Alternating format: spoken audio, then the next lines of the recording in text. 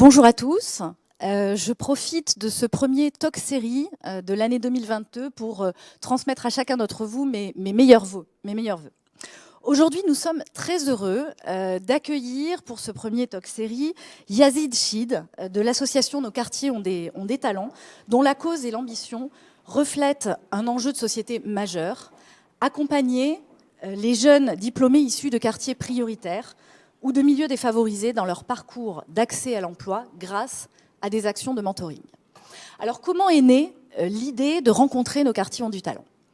Vous vous souvenez sans doute, en 2021, nous avons initié auprès de chacun d'entre vous, collaborateurs du 142, une enquête sur la diversité et sur l'inclusion. Cette enquête a été suivie de workshops menés par plus d'une centaine de volontaires qui souhaitaient travailler sur les différentes problématiques, passant par le genre, le handicap et bien d'autres, afin d'accélérer l'évolution de la culture d'entreprise pour promouvoir plus de diversité et plus d'inclusion.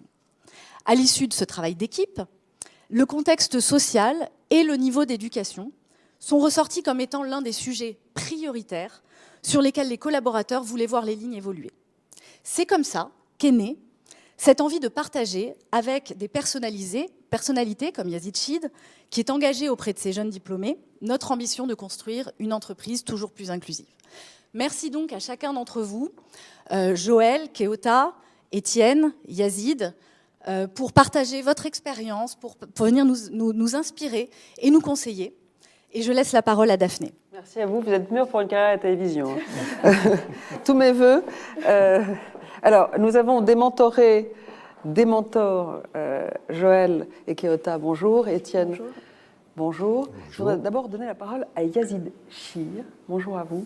Merci d'être là. Bonjour Daphné, et merci à Watensi de nous accueillir. Hein. Merci. Vous êtes à l'origine de Nos quartiers ont du talent. Vous avez créé cette association en 2006 pour venir en aide, on l'a dit, aux pépites des quartiers populaires, des jeunes au parcours brillant, mais qui ont du mal à rentrer, qui ont des difficultés pour rentrer sur le marché du travail. Comment est née d'abord cette idée de ce réseau de parrainage ?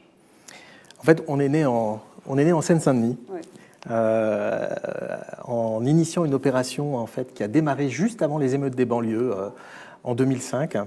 On est parti d'un constat, c'est que la Seine-Saint-Denis, c'est un département en pleine expansion, un département qui a connu les 30 glorieuses, et puis ensuite, taux de chômage le plus élevé parmi la population des jeunes. 4 fois supérieur à la moyenne nationale. Exactement, à partir des années 60. Et la chance du 98, ça a été... la chance du 93, ça a été 98, oui, voilà, je me suis embrouillé. Oui. Avec le Stade de France, le choix de l'installation du Stade de France, la création d'infrastructures qui ont attiré tout un tas de très belles entreprises qui sont des entreprises, des fleurons français, comme des L'Oréal, des Manpower, des CTLM, des BNP, AFNOR, etc., qui sont arrivés sur le territoire. Mais avant ou après la Coupe du Monde ?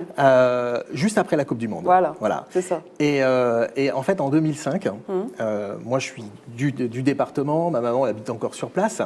J'ai été nommé président du MEDEF local et j'ai accepté la mission à une condition, c'est qu'on fasse quelque chose qui ait du sens.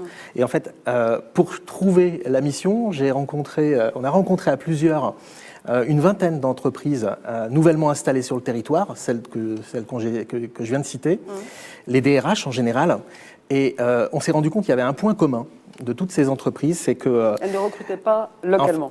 Elles avaient la volonté de s'ancrer durablement sur le territoire. Et en fait, en discutant entre nous, on s'est dit, le meilleur moyen finalement d'ancrer nos entreprises sur notre territoire, c'est de recruter localement. Bien sûr. Et à partir du moment où il y avait cette ambition commune, on s'est dit, c'est quoi les postes vraiment recherchés, les postes récurrents ? On s'est rendu compte que les postes récurrents, c'était plutôt des postes de cadre, dans des entreprises plutôt du tertiaire, les postes peu ou pas qualifiés étant sous-traités. Et on s'est dit, allez, chiche, recrutons nos futurs cadres dans nos quartiers. Alors justement, quels sont les critères de sélection ? Parce que vous dites recruter. Comment vous recrutez ces jeunes diplômés qui bénéficient de ce programme ? Quels sont les grands principes et quels sont les critères ? Alors, on a pris comme critère... finalement, on s'est appuyé sur une étude de l'Observatoire des discriminations qui résonnait complètement par rapport en fait, à notre conviction et qui est tombée finalement comme un cadeau Et c'est une étude que le gouvernement avait commandée, initiée. Et cette étude, elle concernait exactement finalement la cible qui nous intéressait. On avait des entreprises, donc elle concernait les hauts diplômés, bac plus 3 minimum, moins de 30 ans, résidant en Seine-Saint-Denis. Et cette étude, c'était la première étude à grande échelle de testing, d'envoi de CV où on gardait le corps et on changeait le nom et l'adresse. Et cette étude, elle concluait que les jeunes en Seine-Saint-Denis, hauts diplômés, donc bac plus 3 moins de 30 ans, avaient jusqu'à 5 fois moins de chances d'avoir un entretien d'embauche par rapport à la moyenne nationale. Et là, on s'est dit, mais on est dans le vrai. Ça a confirmé notre conviction qu'il fallait vraiment identifier ces jeunes et leur donner leur chance. Et en fait, c'est ce qu'on a fait. Donc les critères, c'est bac plus 3, moins de 30 ans, résidente en Seine-Saint-Denis. Et en fait, on a décidé de lancer une opération pilote parce qu'on s'est dit, mais comment on va faire pour tester le modèle, quoi.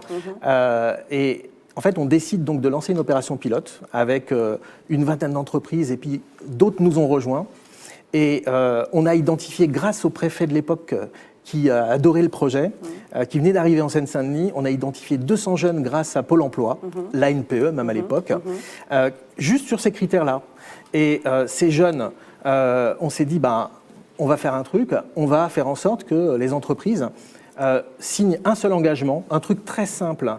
Je m'engage à recevoir tous les jeunes qui auront été identifiés par le BNF local à la seule condition que leur CV corresponde à un poste ouvert chez nous.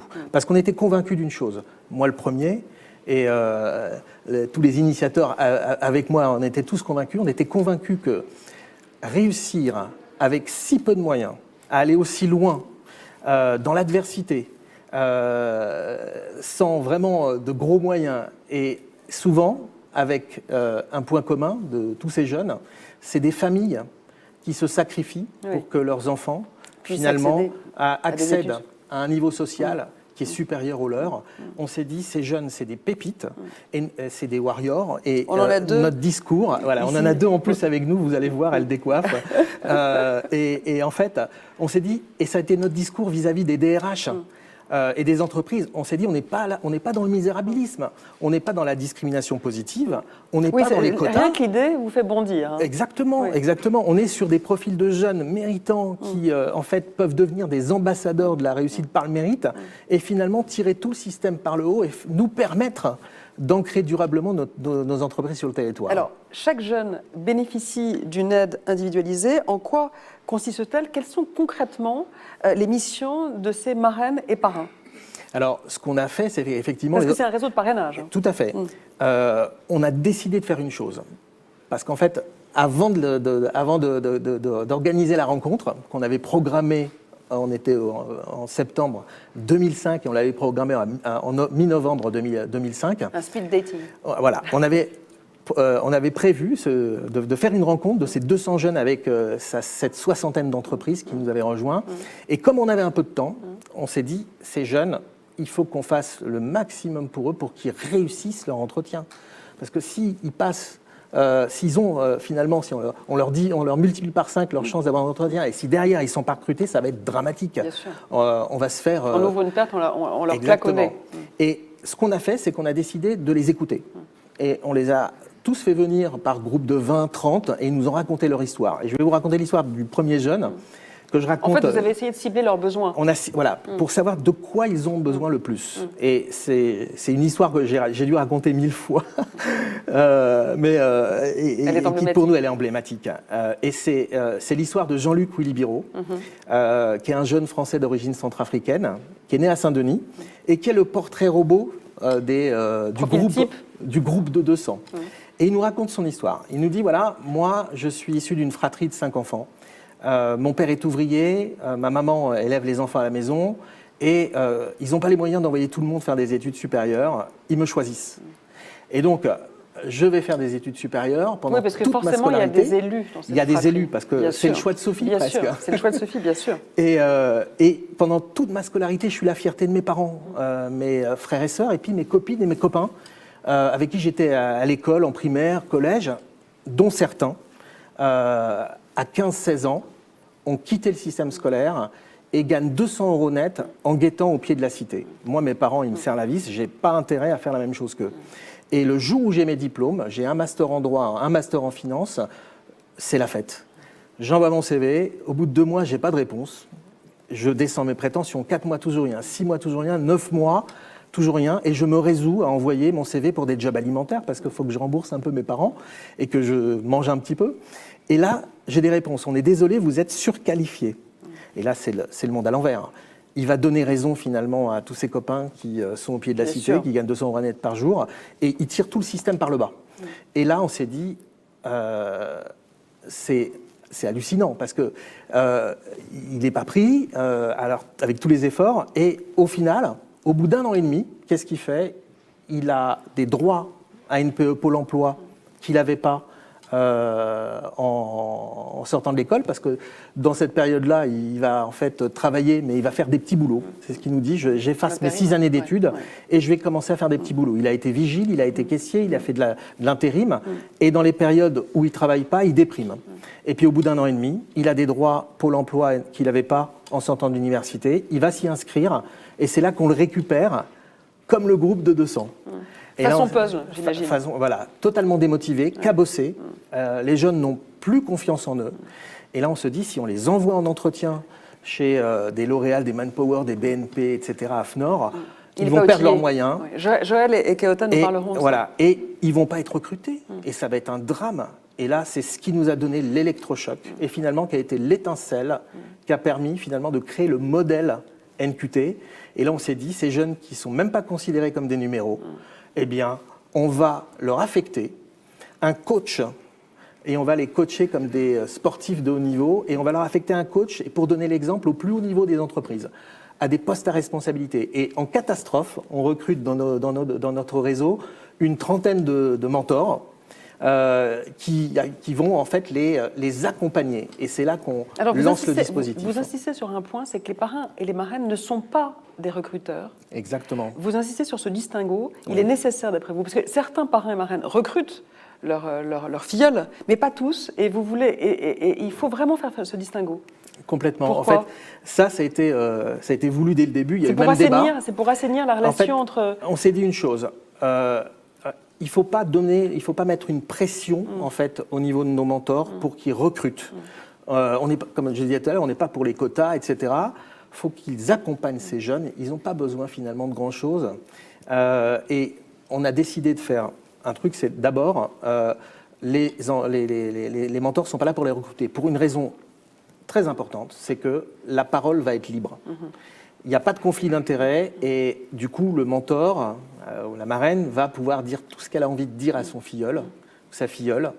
Et le filleul ou la filleule va pouvoir se libérer aussi et raconter sa vraie histoire, l'histoire qu'ils raconteront jamais à un recruteur et qui finalement celle qui est la plus importante, c'est-à-dire le sacrifice pour en arriver là. Et c'est ça qu'on a décidé de faire. Quelle est la durée moyenne des mentorats ? C'est 6 mois en moyenne. Et en 6 mois de moyenne, on a 70% des jeunes qui trouvent un emploi à la hauteur de leur diplôme ou une alternance, ou qui créent leur entreprise. Ce qui est énorme. Ce qui est énorme, c'est au-delà de tout ce qu'on pouvait imaginer. Et si on prend le référentiel Pôle emploi, c'est-à-dire si on intègre ceux qui repartent en formation, on est à 80% de taux de succès. Et à l'époque, on avait accompagné 200 jeunes. Et aujourd'hui, grâce à l'engagement de toutes les entreprises qui nous ont rejoints, on a accompagné pratiquement 70 000 jeunes sur toute la France, y compris dans les DOM. Et on a réussi finalement à créer une dynamique avec plus de 14 000 mentors bénévoles. En 2006, est-ce que vous avez eu du mal à amorcer la pompe et à convaincre les entreprises de rallier votre projet ? En fait, en 2006, il s'est passé un truc très important. Je pense que si on n'avait pas pris ce tournant, on n'aurait pas pu en fait passer à l'échelle. Comme je disais, on a recruté à l'époque nos parrains un par un. Et ça a été assez compliqué à les recruter parce qu'il fallait. Et on s'est dit, si on continue comme ça et si on veut changer d'échelle, c'est pas comme ça que ça va marcher. Il faut qu'on recrute des entreprises. Ce que vous avez fait, parce que et c'est ce qu'on a fait. De très grandes entreprises comme Carrefour, BNP, Thales, LVMH qui nous accueillent aujourd'hui. Elles ont pourtant tout à y gagner. Quels étaient les principaux freins ? Quels sont les préjugés ou malentendus que vous avez eu à lever ? En fait, les préjugés, c'est toutes les idées reçues. Quand on a l'habitude de recruter dans les grandes écoles. On continue parce que c'est plus simple. Et là, je pense que l'étincelle, ce qui a permis aussi d'enclencher, c'est l'engagement des RH qui nous ont accompagnés, qui ont cru en fait au projet, qui ont cru effectivement qu'on avait à notre portée des pépites qui étaient inutilisées. Et c'est l'engagement de leurs collaborateurs à des postes à responsabilité qui ont finalement distillé et qui ont permis essaimer et qui, en faisant ces rencontres, en organisant ces rencontres improbables entre deux mondes que tout semble opposer, et quand les collaborateurs eux-mêmes en fait font ces rencontres-là et finalement en reportent à leur service RH, c'est eux finalement qui ont fait évoluer de manière inclusive les politiques de recrutement de leur propre entreprise. Et c'est ça, en fait, c'est cet effet, finalement, de contamination aussi, de mentors vers les autres. C'est une bonne pandémie, ça. C'est une bonne pandémie positive, oui. Grâce à ce dispositif, les candidats, il faut le dire, peuvent aussi perfectionner leur anglais, suivre des cours en ligne, voire même ce que vous avez fait, Joël Travers, intégrer un master entrepreneurial à HEC. En fait, NQT, c'est une boîte à outils. Invraisemblable. En fait, c'est une plateforme. C'est un couteau suisse. C'est une sorte de, voilà, la colonne vertébrale, c'est le mentoring. Et finalement, c'est l'accès à tout un tas de services. Nous, notre objectif primal, si je puis dire, c'est de mettre à la lumière tous ces jeunes à fort potentiel qui sont finalement l'avenir de notre pays et de leur donner tous les moyens pour qu'ils puissent se connecter au marché du travail et surtout de quelle manière, en cassant leur isolement. Parce que le principal défaut, c'est le manque de réseau. Quand on est jeune ou diplômé et qu'on vient d'un milieu défavorisé, on n'a pas le même réseau que quand on vient d'un milieu un peu plus aisé. C'est le manque de réseau et ça, c'est ce qui va être important. C'est de les sortir de l'isolement en leur permettant de faire le maximum de rencontres. C'est pour cette raison qu'on organise le maximum d'événements. Par exemple, avant le Covid, on faisait à peu près 1000 événements par an, 4-5 par jour, petits, moyens, gros. Et puis, on organise tout un tas d'ateliers au sein de nos entreprises partenaires. Je sais qu'avec LVMH, on a, en fait, qui est notre partenaire principal d'ailleurs, historique. Ils nous ont suivis dès le départ. Ils nous ont suivis quasiment dès le départ. Et d'ailleurs, il y a peu de temps, on a remis un trophée de l'entreprise d'exception pour l'engagement auprès de NQT dans les quartiers. Et c'est LVMH qui a reçu le trophée le 8 décembre dernier. Voilà. Joël Travers, vous êtes serielle entrepreneuse, mais avant de le devenir, vous avez vous-même été parrainée. Comment d'abord avez-vous connu l'existence de NQT ? Un petit peu comme le premier candidat à NQT, c'est via Pôle emploi. Oui. En fait, j'avais 24 ans, je pense, c'était il y a un peu plus de 10 ans. Et je me retrouvais sur le marché du travail avec un bac plus 5 en poche. Pas beaucoup de confiance en moi, de grandes ambitions, mais j'étais frustrée parce que, justement, je postulais à énormément d'offres et ça n'aboutissait jamais. Et pour quelle raison, d'après vous ? Alors, je ne sais pas. Je pense que j'avais les codes, je savais faire un CV, mais peut-être que ce n'était pas suffisant. Alors, je ne saurais pas l'expliquer. Mais en revanche, je me souviens très bien que lorsque j'ai été pour la première fois chez Pôle emploi, j'étais un peu frustrée de me retrouver à Pôle emploi alors que peut-être d'autres camarades arrivaient à décrocher leur premier CDI. Et la conseillère de Pôle emploi m'a dit clairement: inscrivez-vous sur nos quartiers ont des talents, ils pourront mieux vous aider que moi. Vous avez un super diplôme, vous n'aurez pas de difficulté normalement à trouver un emploi. Et il se trouve que si. Et donc c'est comme ça que j'ai connu l'association. Donc vous devez en fait votre parcours quasiment à ce mentorat. Ça a été fondateur pour vous? Complètement, moi ça a été un véritable tremplin. Il faut savoir qu'à cette époque, j'étais tiraillée entre l'envie de trouver un emploi stable, parce qu'évidemment, je venais d'un milieu social défavorisé, et c'était une façon de rassurer mes proches, de se dire que voilà, j'allais avoir un CDI comme tout le monde, dans une grosse boîte. Enfin, c'était ce qu'aspiraient les autres à cette époque. Et en même temps, j'avais le rêve caché de créer mon entreprise. Je travaillais sur des business plans. Je me rappelle que la première boîte que je voulais créer, c'était une boîte spécialisée dans le thé glacé avec des vertus. Et finalement, j'allais pas au bout des choses. J'avais fait mon BP, J'avais toute ma stratégie commerciale, marketing, mais je ne me sentais pas le courage de le faire. Et un jour, je reçois un email de Nos Quartiers ont des talents qui présente une formation exceptionnelle pour apprendre à entreprendre dans une grande école de commerce parisienne, vraiment prestigieuse, HEC. Et là, je me dis, wow, c'est ce qu'il me faut en fait. J'ai encore besoin de me rassurer et d'avoir une formation et de qualité. Et du coup, j'osais pas postuler. En fait, j'osais pas tout simplement parce que je me disais que peut-être je n'aurais pas le niveau. Peut-être que j'étais pas à la hauteur, peut-être que bon, c'était pas pour moi. Syndrome de l'imposteur, on allait me démasquer, on allait voir que j'étais nulle, alors qu'en soi, je pensais pas vraiment être nulle, hein. Mais je me suis dit non, c'est pas pour moi. Et là, j'ai ma sœur qui est présente en plus parmi nous aujourd'hui, et mon compagnon qui me dit mais attends, tente, au pire, on te dira non. Effectivement, au pire, j'aurais eu un refus. Donc je tente et c'était le dernier jour. Je me mets à fond sur le dossier de candidature, je m'enferme dans ma chambre, je commence à compléter. En plus, il était dans ce dossier. Et je donne le maximum et là, je vais à la poste et j'envoie par recommandé le dossier. Et là, grosse période de stress, j'attends les retours, donc je fais que d'appeler l'association. Est-ce que vous êtes sûr qu'HEC a bien reçu mon dossier ? Donc c'était Audrey Gaff à l'époque, ou Khadija James. Je me souviens plus très bien. C'est une famille. Ouais, c'est une famille. Tout le monde se connaît quasiment. Et du coup, j'appelle. Est-ce qu'ils ont bien reçu mon dossier ? Et oui, ils avaient bien reçu mon dossier. Et j'avais été sélectionnée pour la première étape. Donc, moment de joie incroyable. Et je me dis bon, finalement, j'en étais capable. Et là, je rencontre Keota Dengmanara, voilà, qui a aussi fait HEC Entrepreneur. Et des anciens d'HEC Entrepreneurs qui décident de me préparer aux entretiens pour maximiser mes chances de réussite. Parce qu'il faut savoir qu'il y a une étape à HEC, c'est une sorte de speed dating où on rencontre 3 jurys différents. Et à chaque fois, il faut garder la même énergie, il faut se vendre, expliquer pourquoi on veut intégrer la formation. Et là, Keota me donne le plein de confiance en moi en me disant « Je sens que tu vas l'avoir, vas-y, donne le maximum, je crois en toi. » Donc j'avais des supporters en fait. Oui, c'est extraordinaire. Et ça, c'était génial. Donc Keota Dengmanara, vous-même avez bénéficié de ce programme et dans la foulée, vous avez monté votre société de production. Alors j'ai monté par la suite ma société de production. Et vous avez mentoré. Mais 5 ans après. Ouais. Vous avez pas mal galéré et NQT a été également aussi un tremplin extraordinaire pour vous. NQT a été un tremplin en or. Ouais. En fait, moi, j'étais diplômée d'une première école de commerce, l'INSEC. J'avais fait un prêt étudiant de 21 000 €. Ouais. Donc, il fallait que je rembourse ce prêt étudiant.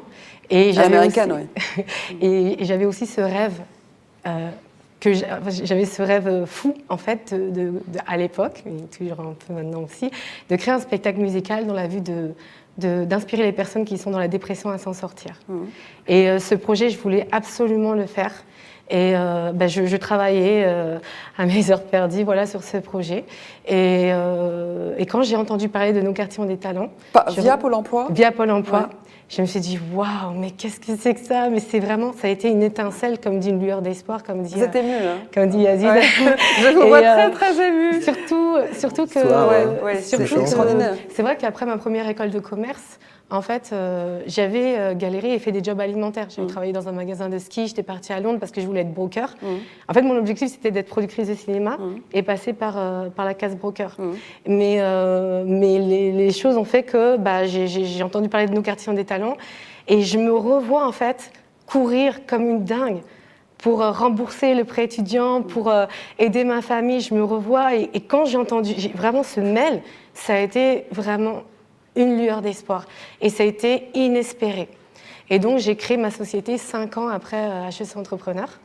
Et je suis... En fait, ça a été un accélérateur. Ce que j'essaie de comprendre, c'est que NQT, c'est quand même un sacré accélérateur de particules. Oui, c'est une bonne terminologie. On dit souvent, effectivement, le cœur du réacteur, c'est nos 14 000 mentors qui sont engagés. C'est une force motrice exceptionnelle. C'est une force motrice exceptionnelle qui vont donner... quelques heures de leur temps, c'est 2-3 heures par mois, pendant 5-6 mois, mais et qui vont avoir un impact. C'est un engagement. C'est un engagement moral qui est pris.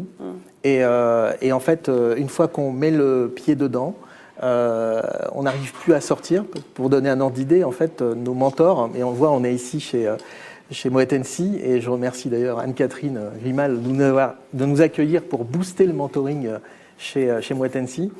Une fois qu'on met le pied dedans, en fait, on devient addict. Hein, et en moyenne, nos mentors s'engagent sur une période de l'ordre de 10 ans. Ce qui est énorme, ce qui est fantastique. Parce qu'en fait, ils en tirent un bénéfice avec quelques heures de leur temps. Et souvent, je raconte cette histoire parce que c'est une des histoires qui m'a le plus touché. D'ailleurs, elle concerne une autre filiale du groupe LVMH. Vous parliez tout à l'heure, comment est-ce qu'on recrute nos mentors pour pouvoir accélérer l'accélérateur de particules. Je vais raconter comment il marche, l'accélérateur de particules. Il y a quelques années, on avait besoin de mentors. Parce que vous avez davantage de filleuls que de mentors? Alors, à un moment donné, on avait plus de jeunes que de mentors. Après, on a eu pendant plusieurs années plus de mentors que de jeunes. Et là, maintenant, on a besoin de mentors. Donc, c'est pour cette raison que là, ce qu'on fait ensemble avec Catherine et son équipe, pour nous, c'est juste génial. Et l'accélérateur de particules, comment il marche? En fait, nos meilleurs VRP, au sens noble du terme, c'est nos mentors. Oui, bien sûr. Et il y a quelques années... Et les mentorés aussi. Et les mentorés aussi, exactement. On était chez Dior, une autre filiale. Il y avait une cinquantaine de top managers qui étaient là. En fait, on demande, pendant les réunions mensuelles où il y a le top management qui est réuni, de nous accorder 45 minutes, comme ça on vient présenter. Et en fait, ce n'est pas nous qui présentons. On vient avec des mentors expérimentés qui viennent expliquer pourquoi ils s'engagent. Et il y avait à l'époque Stéphanie Evenot, qui était patronne du Retail Monde chez Guerlain, qui était venue avec sa toute dernière filleule, Amélie, et elle témoignait de ce qu'elle faisait, pourquoi elle s'était engagée. Amélie témoigne de ce que ça lui a apporté, et à la fin, il y a le directeur financier de Dior qui lève la main, qui interpelle Stéphanie et qui lui dit « Mais Stéphanie, mais ça t'apporte quoi ?» Et elle lui a fait une réponse qui nous a permis de recruter 40 mentors sur les 50 ans. Elle lui a dit, j'espère qu'on sera aussi efficace aujourd'hui. Elle lui a dit, tu sais, il y a 2 semaines, j'étais toute seule dans ma chambre d'hôtel à Shanghai, et il y a Amélie qui m'appelle en pleurs pour m'annoncer qu'elle venait de décrocher son premier CDI. On s'est mis à chialer toutes les deux au téléphone, et ça n'a pas de prix. Bien sûr. Voilà. Et on a 40 mentors. Voilà comment fonctionne le cœur du Bernard, recteur. vous chialez beaucoup? Je suis très ému. Effectivement, quand on partage des expériences et quand on marque un point, quand on voit à quel point le filleul, finalement, est surpris de la connivence qu'on réussit à avoir, oui, c'est très émouvant. Alors, vous êtes président de Bernard Controls, Étienne Bernard, une société de motorisation de vannes dans l'industrie. Vous êtes 3e mondial, ce qui n'est pas rien, et vous avez introduit le mentorat dans l'entreprise. Vous êtes vous-même mentor depuis 3 ans. Mentor, au fond, c'est plus qu'une mission, c'est un état d'esprit. Oui, c'est un état d'esprit certainement. C'est en fait aujourd'hui dans nos entreprises, alors il s'agit d'une entreprise plus petite que là où on est aujourd'hui. Un TPE. Il s'agit d'une PME ETI, une entreprise de 500 personnes industrielle. Ouais. Pour moi, l'entreprise industrielle aujourd'hui, et spécialement dans cette période un peu difficile, est une agora absolument extraordinaire dans laquelle on a une mixité importante, dans laquelle on partage et on arrive encore dans des entreprises comme celle-là à partager un peu nos vies, à avancer, etc. Et quand j'ai proposé, je connaissais Yazid depuis longtemps, je suis engagé chez NQT à titre personnel, puis à un moment j'ai dit mais il faut que Bernard s'engage, il y a peut-être des gens que ça intéresse. Et j'ai été absolument soufflé de la rapidité à laquelle les gens, les cadres de Bernard m'ont dit mais nous ça nous intéresse, de quoi il s'agit, etc. Et ensuite de la façon dont ils se sont engagés, ils ont découvert, on ne va pas dire une quête de sens, mais presque. Ils ont découvert qu'ils pouvaient faire quelque chose dans cette période de Covid pour des gens qui étaient à côté d'eux. Et ça a été une révélation pour eux, au point qu'aujourd'hui, ils sont organisés en une cellule. Alors, on est une petite entreprise, on a une dizaine de mentors pour le moment. Et cette dizaine de mentors se voit très régulièrement, on s'aide, on partage, alors moi, le président de l'entreprise, je partage avec d'autres dans l'entreprise, on partage nos problèmes de mentorat, parce qu'on se heurte à des problèmes qu'on ne connaît pas forcément. On a devant nous, je me souviens d'un de mes premiers filleuls, il est tombé sur des problèmes juridiques et des problèmes... Oui, très spécifiques. Très spécifiques que je ne connaissais pas. Il n'avait pas un parcours très facile, et donc il a fallu que je me renseigne, comment on sort de ça, qu'est-ce qu'on a le droit de faire. Moi, je suis patron, quelle serait ma réaction, etc. Donc vous êtes à la fois apprenant, et puis vous apprenez aussi vous-même. Absolument, c'est d'une richesse absolument folle. Bon, moi j'ai des enfants, mais là vous avez des jeunes entre 20 et 30 ans qui sont des warriors, qui ont déjà fait beaucoup et qui se heurtent un peu, je suis tout à fait d'accord avec Yazid sur le fait qu'ils ont besoin de relations, mais qui ont besoin de parler. Oui. Ils ont besoin de parler avec quelqu'un qui va leur dire réellement ce qu'ils pensent et qui est bien intentionné. Et moi, ça m'apporte, alors à titre personnel, j'ai un goût de la découverte. Donc vous découvrez que ces jeunes, ils peuvent aller plus loin et quand ils gagnent, c'est tout simplement merveilleux. Vous parlez de quête de sens, au fond, c'est aussi une aventure humaine et humaniste. Ah, totalement, mais si vous voulez, moi j'ai été très surpris, il y a une jeune ingénieure qui n'a pas pu être mentor parce qu'elle n'avait pas assez d'ancienneté dans l'entreprise. Donc elle nous donne un coup de main, maintenant elle est devenue mentor. Mais elle était très déçue parce qu'elle venait du Laos, je crois, et elle avait envie de rendre ce qu'elle avait reçu. Ouais. Elle n'avait pas été mentorée par NQT, elle avait été mentorée par quelqu'un qu'elle avait rencontré un jour qui l'avait aidée. Et là, aujourd'hui, d'abord, elle a donné un coup de main aux autres, et dès qu'elle a pu, elle est devenue mentor. Oui, alors moi, je ne suis pas d'accord avec Yazid sur un point, je ne veux pas du tout le taquiner. Moi, ça me prend plus de 3 heures par mois. Hein, ouais. Parce que on est un peu addict. Ouais. On est un peu addict. On est accro. Et on est accro, et c'est passionnant. C'est très riche parce que on est dans quelque chose d'utile. On n'est pas en train de donner la main à quelqu'un qui en a besoin. On est en train de faire la courte échelle à quelqu'un qui a déjà gravi tous les échelons, qui a simplement besoin de passer au-dessus. Donc, on est vraiment dans une création de valeur qui, quand on est ingénieur, on connaît bien, moi je suis ingénieur, on connaît bien cette création de valeur au moment où on crée l'objet. Et là, on partage. Moi, je dois dire que c'est un grand moment de bonheur. Je partage tout à fait le témoignage de cette femme perdue dans un hôtel à Shanghai et qui se dit et qui reçoit la bonne nouvelle qu'on a gagné. Donc vous chialez une fois par mois? Oui, un peu plus. Un peu plus. Yazid, est-ce qu'on est passeur ou est-ce qu'on le devient? Est-ce que finalement, on est avec ce désir de transmettre? Moi d'ailleurs, je me suis posé la question, comment c'est venu chez vous? Est-ce que finalement vous avez eu envie de rendre un peu de ce que l'on vous a donné? Est-ce que vous avez rencontré au cours de votre trajectoire quelqu'une ou quelqu'un qui vous a fait la courte échelle, qui vous a tendu la main? Oui. J'ai rencontré une personne qui est, qui est mon mentor, qui est devenu un de mes meilleurs amis aujourd'hui. Je l'ai rencontré quand j'avais 21 ans, que je travaillais à la SNECMA à l'époque. Et la SNECMA, c'est l'ancien nom de Safran, du groupe Safran, en tant qu'agent de gestion de production. Et il y avait un poste qui s'ouvrait en tant que responsable informatique. Et ça, c'était mon dada. Je suis geek depuis tout petit. C'est ma passion. Et ce poste, en fait, je pouvais y prétendre parce que j'avais fait beaucoup de choses, en fait, sur place. Et je ne pouvais pas, en fait, mécaniquement, dans la mesure où je n'étais pas dans la bonne grille salariale, je n'étais pas cadre. Et en fait, c'est Émeric Darcimol, il s'appelle Émeric Darcimol, qui était le numéro 2 de l'usine où je travaillais à l'époque, qui m'a, en fait, pris sous son aile et qui m'a aidé à obtenir le poste de mes rêves. On est toujours resté en contact. Et c'est un monsieur qui a des qualités juste fantastiques de communication, qui aime les gens le lui rendent bien. Quand il a fait son pot de départ à l'époque, on est parti quasiment en même temps de SNECMA Safran, les syndicats se sont cotisés pour lui faire son pot de départ, c'est vous dire. Ça, j'avais jamais vu ça. Et en fait, ce monsieur, finalement, c'est mon guide spirituel. Chaque fois que dans ma vie, j'ai eu des décisions capitales à prendre, je me disais toujours, mais Émeric, il ferait quoi? Voilà. Vous auriez envie, Joëlle, vous-même, de mentorer? Complètement, complètement. Et d'ailleurs, j'en ai fait la demande parce que c'est... On en fait la demande? Oui, c'est le juste retour des choses. Ouais. C'est-à-dire qu'on est tous, une fois qu'on est passé par nos quartiers ont des talents, et même avant, je pense ce qui nous rassemble, c'est vraiment des valeurs de solidarité, de bienveillance, et puis un amour pour les autres.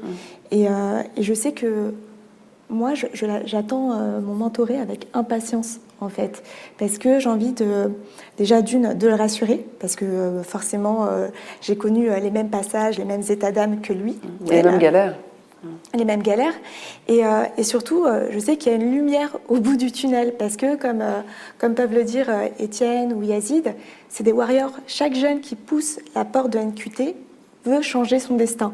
Donc il va se donner les moyens. Et surtout, il ne veut pas décevoir ni son mentor, ni l'association. Donc c'est quand même un gage de confiance. Et oui, j'ai envie d'accompagner des jeunes, j'ai envie de leur montrer que tout est possible. Moi, je sais que lorsque j'étais étudiante, j'ai eu une vie assez compliquée. D'ailleurs, Yazid m'a beaucoup soutenue sur ces choses-là. J'ai perdu ma maman quand j'étais en dernière année d'études. Donc, tout s'effondrait. Et vraiment, je broyais du noir. Mais en même temps, j'avais cette volonté d'aller au bout des choses parce que NQT m'avait donné aussi l'opportunité d'intégrer HEC. Donc, je ne pouvais pas me permettre de tout envoyer bouler parce que déjà d'une, j'avais promis à ma mère d'aller jusqu'au bout des choses. Je l'avais promis à Yazid, je l'avais promis à Gervais Joannet, j'avais promis à tout le monde et je me devais pour eux d'aller au bout des choses et de réaliser mes rêves. Parce qu'il y a un esprit de fraternité dans cette association qui est rare. C'est presque une secte, on a tous envie d'en faire partie. Mais oui, c'est viral. C'est vous vraiment pouvez en dans faire le partie. masque. Et oui, c'était une période compliquée. Et avec le soutien des autres, avec aussi la volonté de réussir, j'ai pu créer ma première entreprise alors que j'étais encore étudiante à HEC, malgré un contexte mais vraiment horrible, parce que tout autour de moi s'effondrait. Mais ce qui me faisait tenir debout, c'était cette volonté quand même de concrétiser mon projet et de prouver que tout est possible. Est-ce que mentorer, Keota, c'est aussi une façon de rester en prise avec le réel ? Excusez-moi. Est-ce que mentorer, oui. Est-ce que c'est aussi mentorer? une façon, oui, est-ce que mentorer, parrainer, suivre des jeunes, ce que vous faites, c'est aussi une façon de rester en prise avec le réel et ses quartiers? Oui, tout à fait. Alors après, moi, j'ai mentoré jusqu'ici qu'une personne depuis 2020 et j'aimerais en mentorer encore plus. Je dois encore asseoir bien mon entreprise pour le faire et comme Joël, j'ai hâte de donner plus et de pouvoir mentorer encore plus de jeunes. Mais oui, parce que ça nous permet toujours de garder un sens. C'est des valeurs.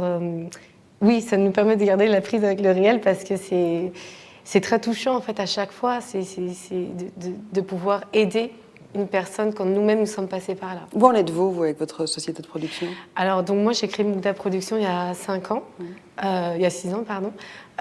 J'ai eu l'opportunité de produire un premier court-métrage, donc en période de confinement, donc l'année dernière. Et un court-métrage couronné de succès, je crois. Alors, un court-métrage qui a été... alors, on a eu plus de 120 sélections au festival, donc le film Umbrella, est diffusé un peu partout dans le monde. On a été nominé à Los Goya récemment, on aura les résultats en février. Les Césars espagnols? C'est ça, on a eu une vingtaine de prix.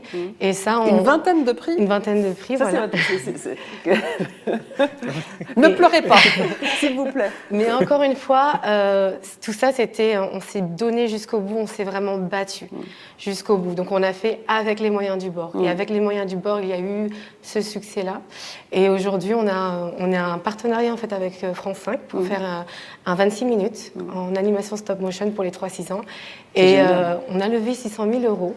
Il nous reste plus que 100 000 euros à lever pour que le rêve se concrétise. Voilà, on a une date butoir, c'est mars, donc c'est un moment très important de la vie de ma société. Donc appel au... La communauté NQT est en train d'aider, donc, mais s'il y a des volontaires... Il y a quelque chose qui m'a frappé quand j'ai travaillé sur NQT.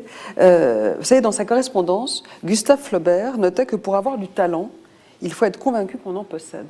Et au fond, j'ai le sentiment que ce que donne NQT, c'est pas tellement... Vous ne leur offrez pas tellement un réseau, c'est pas le principal. Au fond, vous leur donnez, ils acquièrent de la confiance, et la confiance qu'ils ont perdue. Et j'ai le sentiment qu'au fond, c'est pas tellement l'ouverture de porte, le réseau, le carnet d'adresse, c'est bien plus que ça. Vous leur accordez, vous leur redonnez de la confiance en eux. On leur redonne de la confiance, et ce qui est également excessivement important, comme j'ai dit tout à l'heure, c'est on casse leur isolement. Ils sont dans des bulles où ils pensent qu'ils ne peuvent pas y arriver, que telle chose n'est pas pour eux. Et en fait, quand ils sortent de leur bulle et qu'ils font des rencontres, qui sont des rencontres improbables, avec d'autres personnes, avec d'autres jeunes de NQT qui s'en sont sortis, et ils se disent, moi aussi, je peux m'en sortir. Et en gros, ils deviennent ensuite des rôles modèles. Et ils vont tirer le système par le haut. Comme je parlais tout à l'heure, Jean-Luc Oulibiro. Quand Jean-Luc se retrouve caissier ou vigile et que son petit frère ou sa petite sœur a le bac, jamais ils iront faire la même chose que lui. Alors que si il avait été accompagné tout de suite et qu'il avait trouvé le job de sa vie par un mentor d'une entreprise qui incarne son entreprise, eh bien son petit frère ou sa petite sœur, ils vont vouloir faire pareil. Donc en fait, c'est ce rôle modèle qui fait que nos jeunes voient les choses en se disant finalement, je peux y arriver moi aussi. Alors, vous avez... Oui, vous avez tout à fait raison. La première action possible, il y a des actions techniques, on prend le CV du filleul, on regarde son CV, peut-être qu'on parle un peu de présentation, peut-être qu'on lui explique un peu mieux la vie de l'entreprise, parce qu'il y a des gens qui ont besoin d'entendre ça. Mais à la base, ce qui est important, c'est que le jeune n'a pas confiance en lui. S'il est là, c'est qu'il n'a pas confiance en lui. Peut-être qu'il a commencé à dégrader son CV pour cacher ce qu'il fait. Je me souviens d'un des filleuls que j'avais, ne parlait pas des emplois qu'il faisait pour gagner sa vie. Je lui ai dit, tu sais, moi je crois que c'est très important de savoir que non seulement tu cherches du boulot, mais que tu es aussi obligé de gagner ta vie. Et moi je crois que c'est plutôt valorisant. Donc tous ces éléments-là qui donnent confiance aux jeunes, les poussent en avant, leur permettent de sortir le meilleur d'eux-mêmes. Et c'est la première action qu'a un mentor, et je crois que c'est la plus enrichissante pour nous. D'abord parce qu'on découvre la richesse du jeune, c'est toujours intéressant de découvrir des choses belles, et ensuite parce qu'on arrive à leur faire comprendre qui ils sont et ce qu'ils peuvent en faire. Et ça me paraît extrêmement important. Après ça, le carnet d'adresses, etc., je suis tout à fait d'accord avec vous, ça vient après, parce qu'en fait, quand il a confiance, il s'envole. Il y va tout seul. On ouvre quelques portes, mais c'est terminé, le boulot est fait. Ce qu'il faut, c'est lui remettre le pied à l'étrier. Et on est dans une société aujourd'hui qui ne favorise pas cette confiance. Pour le moins. Et donc, aujourd'hui, c'est vraiment le moment pour nous qui avons alors je dis nous, je suis président d'une entreprise, mais pour mais nous vous êtes qui sommes aussi vice-président de NQT. Tout à fait, vice-président bénévole. Pour nous qui sommes cadres dans des entreprises, de partager. Nous sommes établis dans notre job, on a eu du mal à la voir, on a notre histoire, etc. Mais quelque part, pour le jeune, on est quelqu'un qui a réussi. Et on lui dit, mais vous pouvez réussir de la même façon si vous avez confiance en vous et regardez tous les arguments que vous avez. C'est ça le rôle du mentor à la base. Votre action au travers de NQT, c'est aussi une façon d'inciter les entreprises à faire œuvre de cohésion sociale, non ? Au fond, qu'elles redeviennent ce qu'elles ne devraient jamais avoir cessé d'être, c'est-à-dire une agora. Moi, je considère que nos PME ETI sont beaucoup plus que de simples entreprises. Vous savez, il y a eu des débats, le social, l'économique. Moi, je pense qu'il y a beaucoup de PME ETI qui mettent, et de grandes entreprises, mais je m'intéresse plus aux PME ETI parce qu'elles ont peut-être plus besoin qu'on s'occupe d'elles aussi, qui mettent l'économique et le social au même niveau. Quand vous avez l'économique et le social au même niveau, assez rapidement, vous réussissez à créer un climat de confiance dans l'entreprise. Et finalement, vous avez devant vous une agora, un lieu de mixité, où vous avez, dans une entreprise industrielle comme la nôtre, vous avez tous les niveaux de culture, d'origine sociale, de religion, de niveau d'études, etc., qui finalement se connaissent, se rencontrent tous les jours très facilement. C'est une agora formidable. Et quand vous dites aux gens, mais qu'est-ce qu'on pourrait faire pour l'extérieur, et que vous leur proposez par exemple NQT, mais ils se précipitent et ils en parlent entre eux. Donc ça devient un moyen de cohésion sociale dans l'entreprise, mais aussi, vous savez, on parle beaucoup de la raison d'être, qui est une formidable invention et qui est quelque chose qui me paraît presque inné dans les PME ETI, puisque je pense que les PME ETI ont un rôle social évident. Ce sont des noyaux dans notre société qu'on n'utilise pas assez. Donc ces entreprises, au sein de ces entreprises, il est assez facile si on le veut, de faire germer cette cohésion sociale, d'entretenir la confiance et au-delà du métier, de faire fructifier cette raison d'être pratiquement native qui est de prendre le personnel et de lui montrer son potentiel. Et son potentiel, il le voit encore mieux quand il peut faire quelque chose à l'extérieur. Yazid, vous avez également signé un partenariat avec une cinquantaine d'universités et grandes écoles françaises. Pourquoi ne pas essaimer au-delà du secondaire, semer des graines dès le lycée? Oui, c'est vrai que pourquoi on a fait ça? Parce qu'en fait, il y a maintenant 10 ans, on s'est rendu compte d'une chose, c'est que la fameuse étude de l'Observatoire des discriminations dont je parlais en préambule, la discrimination subie. Elle mettait en avant que les jeunes aux diplômés en Seine-Saint-Denis avaient 5 fois moins de chances d'avoir un entretien d'embauche pour trois raisons principales qui pesaient 80% dans l'étude. les jeunes sont en délit d'origine sociale, ils sont en délit de code postal, et puis pour certains en délit de patronyme étranger, et ça pesait pour 80% des discriminations. Vous l'avez senti toutes les deux, juste, je voudrais qu'elles rebondissent. Est-ce que vous l'avez ressenti aussi d'être en délit? Parce qu'en fait, le problème, c'est qu'on pensait que c'était ça, mais le vrai problème, c'était pas ça. Et nous, on l'a démontré. Parce que souvent, en fait, et c'est ça le pire, c'est que les jeunes pensent qu'ils sont discriminés sur principalement ces critères-là. Et nous, ce qu'on a démontré, quand on a eu suffisamment de données, en 2012 à peu près, il y a maintenant 10 ans, et on l'a clamé haut et fort, on s'est rendu compte que les deux principaux critères de discrimination subis par les jeunes, c'était le manque de réseau. Quand on a un niveau Bac+3 et au-delà, le réseau joue pour 70%, donc et ça tout le monde le sait, l'isolement, voilà, et qu'on casse. On peut résumer. Et tout à l'heure, je pourrais vous parler de mettre en avant le meilleur tips pour accélérer le réseau, pour tous les mentors potentiels. Quel est le meilleur tips? Le meilleur tips, alors pour le réseau, ouais. Parce que ça, c'est 70% aujourd'hui des jobs. On parle de marché caché. Eh bien, c'est le réseau. Et quand on n'a pas de réseau, on part avec un méga handicap. Et on a, il y a quelques années, un mentor. Nous, on a 2 chiffres qu'on suit comme le lait sur le feu. Oui, parce qu'il y a un marché gris. Il y a le marché gris. Et surtout, plus vous montez... Oui, expliquez-nous ce que le marché gris, c'est que quand vous avez des mentors, ils vous ouvrent le carnet d'adresse et ils connaissent les jobs d'autres personnes, ils connaissent, etc. Voilà. C'est de la recommandation aussi. Le marché gris, c'est les jobs qui ne sont pas encore... Qui ne sont pas encore postés. Voilà. Et qui partent tout de suite, là, parce qu'avant que... Voilà. et ça joue, plus on monte dans la hiérarchie, enfin dans l'échelle scolaire, et plus le réseau joue. Eh bien, en fait, on a 2 éléments qu'on suit comme le lait sur le feu depuis l'origine de NQT, c'est la durée moyenne d'accompagnement et le taux de succès. Comme je disais, on est à peu près dans les premières années, on était à 70% de taux de succès en 6 mois de moyenne. Et il y a quelques années, 10 ans, je demande à ce qu'on me sorte le top 10 des parrains pour les rencontrer. Et en fait, il y en a un qui sort tout en haut de la liste. Je pensais tomber sur le président de Disney ou le vice-président d'un très grand groupe. Et non, c'était un cadre de chez Orange qui s'appelle Jean Kia. Il avait accompagné une dizaine de jeunes, 100% de taux de succès en 2 mois de moyenne. J'ai demandé aux équipes de vérifier si ne s'étaient pas trompés. Non, ils ne sont pas trompés. Donc je l'ai invité à déjeuner et il m'a expliqué son truc en quelques secondes. Il me dit, écoute, moi je fais un truc. Avant de rencontrer mes filleuls, je leur demande de s'inscrire sur LinkedIn. La majorité ils sont sur Facebook, donc, parce qu'ils n'ont pas encore et de me demander en contact. Et avant de me rencontrer, avant le premier rendez-vous, je leur demande de regarder dans mon réseau et de me lister les 10 personnes qui rêveraient de rencontrer. Et au premier rendez-vous, on casse la glace, on fait connaissance, et à la fin, on prend cette liste de 10 et on en fait une shortlist de 5. Et cette shortlist de 5, c'est ceux que je connais vraiment intimement.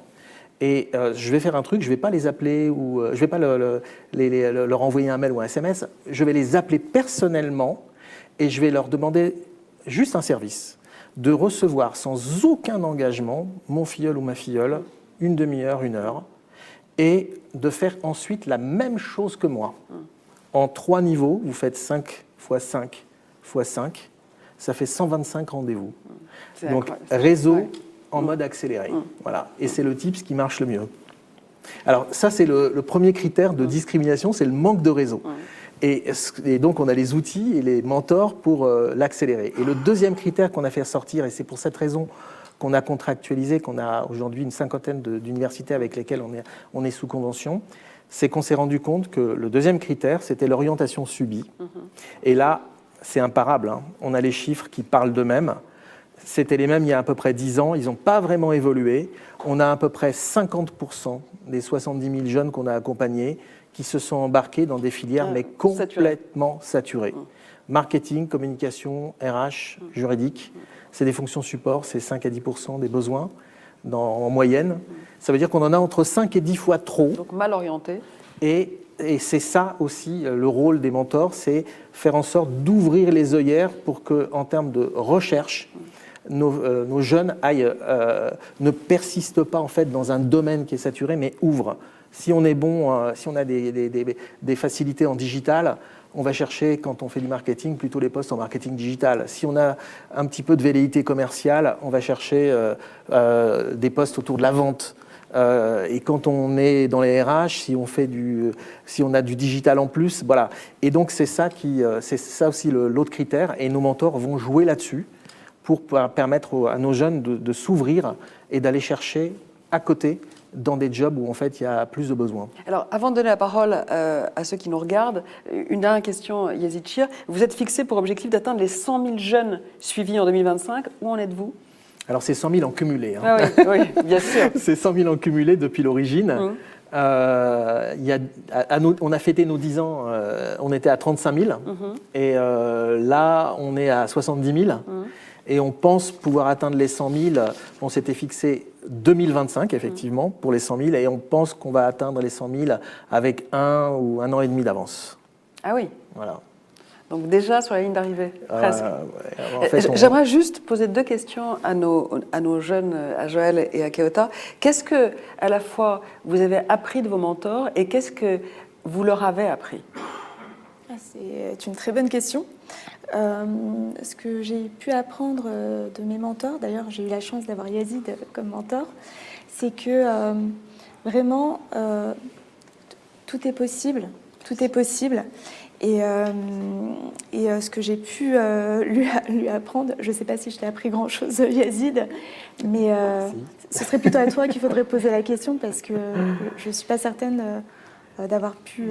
Ça rejoint le témoignage dont je parlais tout à l'heure de Stéphanie Evenot. C'est la fierté de donner un tout petit peu de son temps pour changer le cours de la vie, d'un destin, en donnant quelques heures de son temps. C'est juste fantastique. Et puis la fierté de parler de sa filleule, et puis de se rendre compte qu'en fait, ils ont un plus, ce que disait tout à l'heure Joël, avec tous les soucis qu'elle a eus. Son papa s'était retrouvé aussi à l'hôpital. Elle avait son petit frère de 11 ans en fait en soutien de famille. Et malgré ça, moi je me souviens d'un appel d'Alain Bloch, qui est le directeur général d'HEC Entrepreneur. Il me dit, je ne comprends pas comment elle fait. Elle bosse presque 20 heures par jour, 7 jours sur 7, pour créer sa boîte. Et avec tous les soucis qu'elle a, honnêtement, en termes de résilience, là, ça force le respect. Et en fait, ce que ça apprend, c'est que quand vous avez un petit souci personnel ou autre, je peux vous garantir que ça permet de relativiser à un niveau. Qu'est-ce que vous avez appris, vous, Keota, de vos... Alors moi, mon parrain, c'était le directeur de cabinet de la Société Générale, Mathieu Vedren. Et ce que j'ai appris, c'est que je ne savais pas qu'il était possible de rencontrer quelqu'un d'aussi haut placé et de rencontrer quelqu'un d'aussi généreux. Et voilà, donc, parce que pour la petite histoire, quand je l'ai rencontré, il me semble, c'était à l'époque, il y avait toutes les caméras de BFM, TV, etc. Et malgré tout, il a accepté de me rencontrer, moi qui venais de banlieue avec mon projet. Voilà, donc j'ai appris la richesse de la diversité de ces 2 rencontres, de quelqu'un très haut placé qui est assis, et voilà, de moi qui représente aussi d'autres jeunes. Et ce que je lui ai appris, je ne sais pas, il faudrait lui demander. Moi, je sais ce que tu lui as appris. Je sais ce que tu lui as appris. Parce que je suis resté en contact avec Mathieu Vedren, et toujours, et il a accepté, qui plus est, d'être le parrain de la promotion HEC pendant 2 ans. La promo en fait, où on rapproche tous les jeunes de NQT. Ouais. Et moi, je me souviens d'un truc. On avait fait un événement dont je parlais tout à l'heure, le fameux événement du cœur du réacteur, de rencontres de mentors qui, eux, sont engagés et qui parlent à des cadres de leur propre entreprise, de leur engagement. Et c'était un événement, c'était en 2008, je m'en souviens. Tu venais d'être admise à HEC Entrepreneur. Et il témoignait, moi je ne l'avais pas encore rencontré, il témoignait avec Keota devant une centaine de cadres de la Société Générale.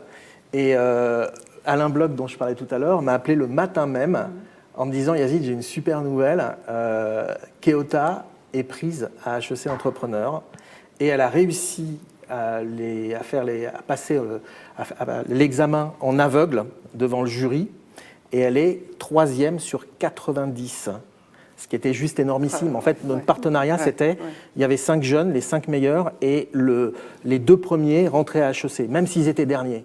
Il me dit non, elle est pas première, non, elle est 3e, mais sur 90. Et je lui dis, écoute, Alain, si tu me permets, ne lui dis pas encore. Ce soir, je ne l'ai pas encore rencontré, j'ai un événement avec la Société Générale, et je rencontre son mentor. Je vais lui annoncer, et c'est lui qui va lui annoncer. Et en fait, Mathieu Vedren a fait l'annonce à Keota, ils se sont pris dans les bras, ils se sont embrassés. Et ensuite, il y avait une centaine de cadres qui étaient là. Il a repris la parole, alors que ce n'était pas prévu dans le déroulé. Il s'est mis au pupitre. Alors, il mesure 1m90, il est blond aux yeux bleus. Et il dit au micro, moi, je peux vous dire, à tous les cadres qui étaient là, depuis que j'ai rencontré Keota et mes autres filleuls, je sais une chose, c'est que si j'ai un recrutement à faire à diplôme équivalent, j'hésite pas un dixième de seconde, je prends le ou la jeune issue de milieu modeste. Voilà. Donc, tu vois, il a changé le cours de ta vie, et toi, tu as changé en fait sa façon, sa perception de voir le monde. Alors, on est pris par le temps. Pardonnez-moi, j'ai 3 questions à vous poser, les questions des zoomers. Avez-vous l'impression que les choses évoluent dans le bon sens et que les recruteurs sont plus sensibles à la diversité des profils? Étienne? C'est un travail de tous les matins, je vais être optimiste, on va dire que oui, et il faut continuer à enfoncer le clou. Et je voudrais juste rajouter un petit point. Un des éléments très intéressants avec NQT, c'est aussi l'efficacité. C'est-à-dire que quand on est mentor, on fait quelque chose qui est utile, qui est efficace, qui correspond à un besoin, qui permet d'essaimer dans l'entreprise. La question pose ce que vous appelez zoomer, ce qui est amusant comme expression. C'est-à-dire qu'effectivement, ça permet de faire connaître la richesse de tous ces jeunes qui se sont battus, mais c'est aussi quelque chose qui va être efficace dans la mesure où l'association, il y a une belle organisation, c'est très bien organisé, on ne perd pas son temps, on ne gaspille pas d'argent, c'est quelque chose qui va à la fois nous amener dans l'émotion, comme vous le sentez peut-être autour du dialogue qu'on a, et en même temps dans ce qu'on a besoin. C'est-à-dire que ces jeunes, ils ont besoin d'actes, ils ont besoin d'avancer, ils ont besoin de prouver. Ouais. Je suis tout à fait d'accord, et je me dis que plus on recrutera des personnes issues de la diversité ou avec des parcours comme les nôtres, plus on changera aussi le regard que les autres peuvent porter sur ce type de profil. Et c'est comme ça qu'on fait évoluer la société. Une autre question. Quelle est l'implication des grands groupes dans votre association, Yazid? Est-ce que ce sont des partenaires sur lesquels vous pouvez compter? Aujourd'hui, chez LVMH, manifestement, de toute évidence. Les preuves sont là. En fait, si on a il faut avoir en tête, on a fabriqué le dispositif avec les grandes entreprises. Et on l'a fabriqué, et on n'aurait pas pu le faire si on n'était pas ensemble, et si l'engagement des grands groupes n'avait pas été aussi prononcé. Tout ce qu'on fait comme événement, tout ce qu'on fait comme mobilisation, les marques, en fait, les jeunes voient NQT, ils se disent ah tiens, c'est pas une association, il y a vraiment du lourd derrière, quoi. On a le premier réseau d'entreprises engagées pour l'égalité des chances en France, et on repose, et c'est ça qui est excessivement important, notre business model. Je parle de business model, même si on est une association. Depuis l'origine, on s'est dit on ne doit pas dépendre pour exister et pour accélérer des fonds publics. C'est les entreprises qui doivent être notre moteur en termes d'accélération. Et aujourd'hui, les entreprises pèsent pour les 2/3 de nos financements. Et 1/3, c'est l'État. Et on considère l'État comme un bonus. Voilà, c'est plus cette partie-là.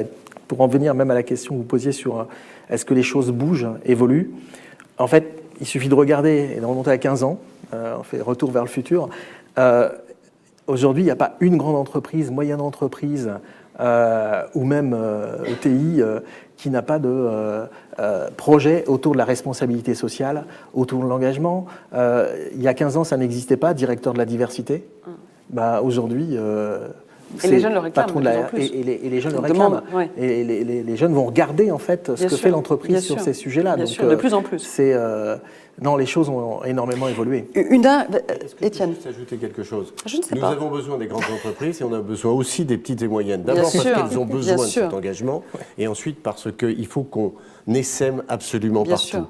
Donc n'hésitez pas à parler aussi de NQT à vos amis qui sont dans des plus petites entreprises. Sous-traitants. On a absolument besoin de tous. Une dernière question de zoomer, pardonnez-moi, mais c'est un néologisme qui ne m'appartient pas.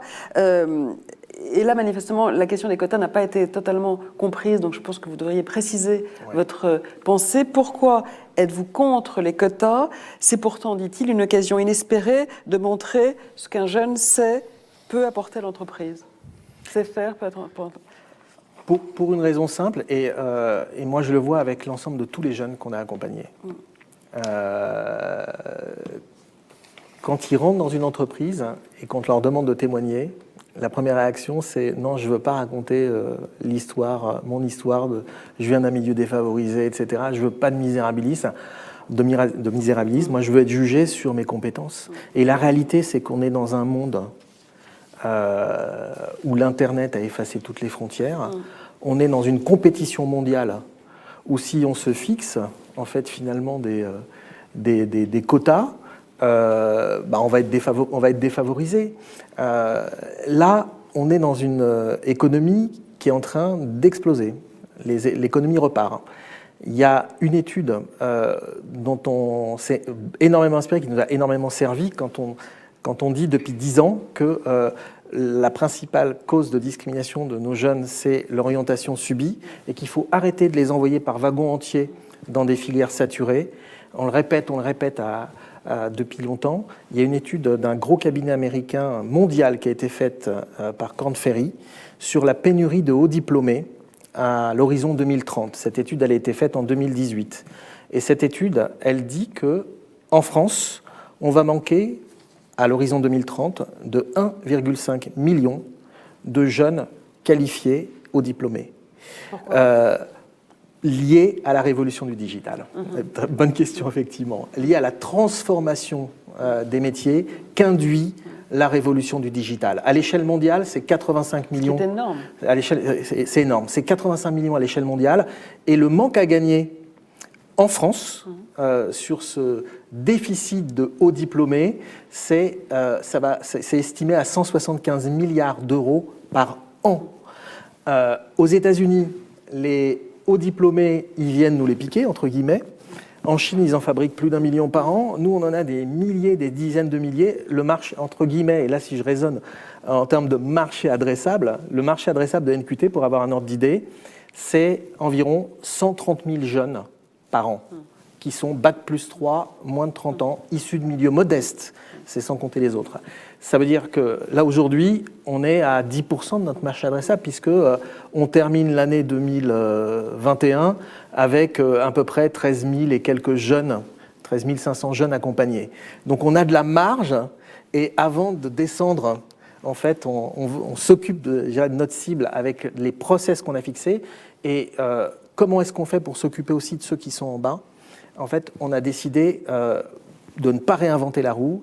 Et en fait, on s'est associé. On a créé un collectif qui s'appelle le collectif Mentorat, des associations dont le cœur de métier œuvre autour du mentoring. Et mentoring à différents niveaux. Et en fait, nous, on est dans le mentoring de l'accès à l'emploi des hauts diplômés. Et puis, on travaille par exemple avec la FEV, qui accompagne les jeunes qui sont dans les quartiers difficiles et dont les parents n'ont pas les moyens de payer des profs à domicile et qui ne s'en sortent pas à l'école sur le devoir à domicile. Et en fait, eux, ils recrutent des mentors dans les quartiers de ces jeunes-là, avec c'est des étudiants qui sont soit en licence, soit en master, qui habitent pas loin de ces enfants qui sont en difficulté scolaire, et ils font de l'aide aux devoirs à domicile pour des enfants qui sont de la primaire jusqu'en terminale. Et ils en ont 10 000 ou 12 000. Ils sont à peu près même poids que nous. Et en fait, nos jeunes, les jeunes en question, on a mis en place des passerelles avec eux pour que ces jeunes qui, bénévolement, s'engagent déjà, eh bien, dès qu'ils vont avoir leur diplôme, bam, on va les aider tout de suite et on va leur éviter de faire 1 an, 2 ans de galère. Voilà comment on accroche les wagons, en fait, en s'associant plutôt en mode collectif avec d'autres associations qui, elles, sont spécialisées dans les segments qui sont en dessous, en fait. Merci à NQT. On comprend que le gros du contingent à venir va venir de nos quartiers. Merci à vous quatre. Merci infiniment. Et de la ruralité. Et de nos campagnes. Et de nos campagnes. Exactement. Merci. Merci beaucoup. Merci.